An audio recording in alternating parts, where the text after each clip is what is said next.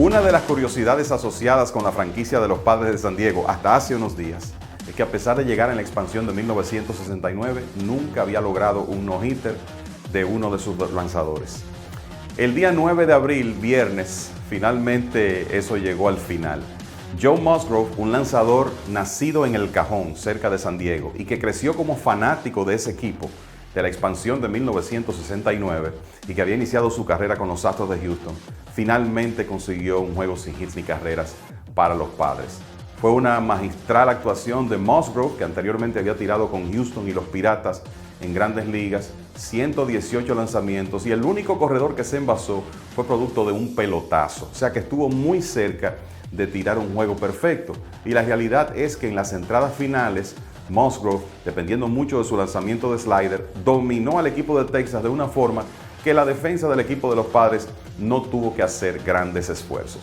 Así terminó una de esas maldiciones que frecuentemente se dan en el béisbol. Como decía, los Padres fueron parte de la expansión de 1969. Desde ese momento se habían tirado 140 no-hitters, 9 de los Dodgers de Los Ángeles, de ellos solos, y 6 de los Marlins de Miami, una franquicia que inició apenas en 1993. La maldición que supuestamente tenía el equipo de los Padres con el tema de los no-hitters se inició en 1970. Un lanzador llamado Clay Kirby, que fue uno de los principales en esos primeros años difíciles de los Padres y que después fue parte de la gran maquinaria roja a mediados de los 70, tenía 8 entradas lanzadas sin permitir hits. Sin embargo, perdía el juego 1-0 contra los Mets de Nueva York. En la primera entrada se combinaron un par de bases por bolas, un doble robo y un rodado de un jugador recordado de los Mets, porque fue parte del equipo campeón de 1969 llamado Art Shamsky, que produjo la primera carrera de ese partido. Bueno, en desventaja, el dirigente de los Padres, Preston Gómez, decide, después de que Kirby completa 8 entradas sin hit, sustituirlo por un bateador emergente, buscando empatar el partido. No se logró eso.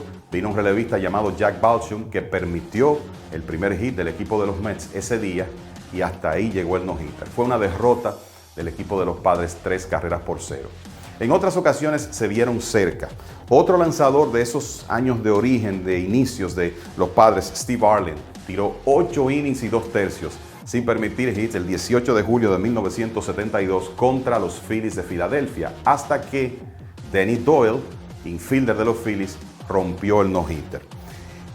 Andy Ashby lanzó 8 entradas sin hits en 1997 contra el equipo de los Bravos de Atlanta, hasta que Kenny Lofton produjo un sencillo.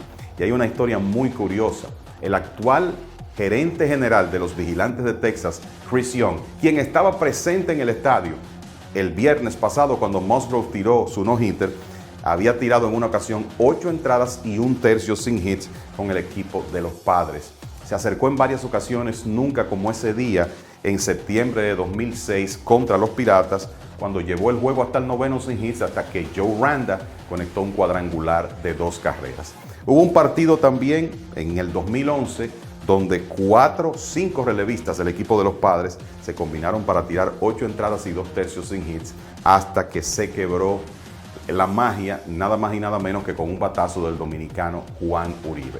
O sea que este equipo ya había tenido varias oportunidades de conseguir ese primer juego sin hits. Ustedes recordarán que algo similar pasó con la franquicia de los Mets de Nueva York hasta que Joan Santana pudo lograr el primero. Bueno, en el caso de los Padres le toca a Joe Musgrove. Esta franquicia había tenido 30 juegos de un hit, pero nunca había logrado esa hazaña. Y entonces ahora las 30 franquicias activas de las Grandes Ligas, por lo menos en una ocasión, han logrado tirar un juego sin hits ni carreras. Y para Joe Musgrove, el muchacho que está lanzando para el equipo de su ciudad natal, pues no hay duda que fue un día para recordar. Ese día en que finalmente los Padres, después de más de 8.200 juegos jugados en Grandes Ligas, consiguieron su primer partido con 0 hits para la oposición. Hasta aquí esta edición de Béisbol Caribe. Los invito para que se suscriban al contenido que tenemos en YouTube y será hasta una próxima ocasión.